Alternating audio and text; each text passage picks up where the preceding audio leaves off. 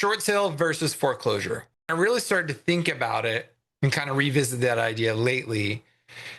It did become a little more concrete for me and a little more tangible, meaning if you do a short sale, we're taking the pain now and we are kind of getting through the event, which is the closing of the short sale, and then we can start to repair credit.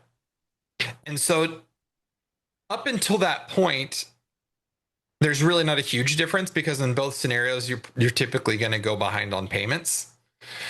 And I used to think when things were really bad, I used to think like, oh gosh, just put the keys in the mailbox and why even bother? But there is a reason to bother. I think if you go through the short sale process, you're working with your lender, you keep your other things like credit cards, car payments, et cetera, current.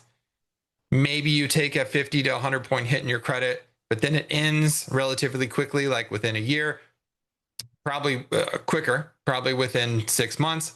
And then you can start the repair process and move on versus going through a full foreclosure, which could take who knows how long, a year, 2 years. And then your credit score probably isn't getting a 50 to 100 point hit. It's probably getting the maximum hit that it can at that point.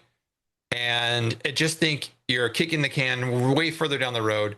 You're passing up on opportunities because your credit score is going down, meaning you're going to pay more for cars. You're going to pay more for credit cards.